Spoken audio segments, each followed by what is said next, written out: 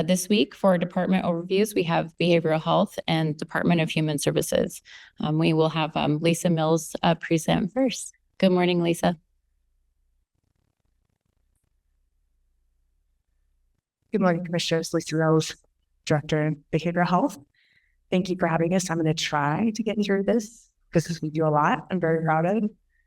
So I just want to really quickly say, since we're a new department, we've only been established since January, thanks to the board. We wanted to make sure that our commitment is to being a partner and leader in improving the well-being of people coping with behavioral health issues in Mesa County. And so we're very clear about what our objectives are, and it's to promote access and coordination of care, increase stability in our most vulnerable population, increase early identification and connection, promoting community education and prevention services, and to support data and quality improvement. And while I'm excited about all of the progress we're making in all of those areas, I will focus on two today that we worked the hardest on over the last couple of years. And so MAC team is our single point entry to community case management. We launched that in September of 22. We currently have a capacity with our 4 agencies to provide services for 270 clients in our community. These are our familiar faces, our most vulnerable in the community, the ones that often we find in the medical ERs, in the psych hospitals, and in our jails. And so with that work, we have been working hard on promoting a safer place for them and finding an appropriate level of care for each one of them. I'm happy to say that our referring agencies have embraced this program. We've had 43% of our referrals have come from detentions and 34% from St. Mary's Hospital. And as you can also see, a surprise, probation and our court judicial agencies have been about 14% in our referring. We continue to go strong. Line Springs is our most recent agency, and they are taking referrals starting last week. So we are excited to see the increase in utilization of MAC. A MAC participant, and we just wanted to look really quickly at who is a MAC participant, and what we have found over the last, starting into their second year now, is that they are mostly male, single, age between 30 and 39, identify as white, unemployed, and homeless. And so I think those statistics are not surprising to this population. It mirrors the population in Mesa County. But for us, I think the thing we're watching very closely is that the age ranges are actually increasing, and that we're not that far off where the female population is increasing too. And so something for us to watch and make sure that we build out programming for that.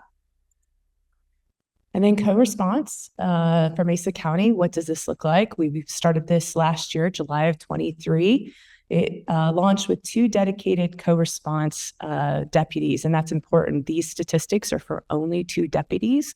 And when we put the numbers together, we all went back and checked them twice. 1,700 contacts for these 2 deputies in a year, less than a year. So really proud of that work.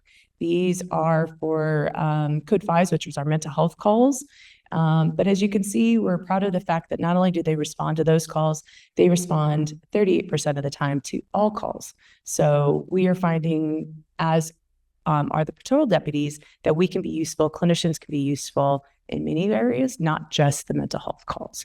So one of the things we've been really watching is, when do we need co-response? What are the hours that are most utilized? And of course, from July to June of 24, our time has been between 10 a.m. and 8 p.m. As you can see, we're mostly focused in the middle of the day. We are launching, as of this week, our 2-team approach, and we've expanded the hours 8 a.m. to 10 p.m. We'll start watching those hours over the next year to see if we've captured that and what our overnight hours look like. So really, we do a lot more than this, but I just want you to know this is condensed, obviously. But what are our successes? Just wanted to point out, while we're collecting data, putting that analytics together, something we're hoping to do in our next steps. But the sheriff has been really open about the fact that he feels that our programs have helped to reduce the jail population, and the DA have also accredited some of the work that we're doing around the reduction in crime rates. And we've helped with the homeless encampments and cleaning that up. But for next year, the big focus is going to be making sure that we can show that the data also is directly related to the impact we're making. New software is being created for that, and we're hoping to expand youth and family programming in the next year. So that's behavioral health.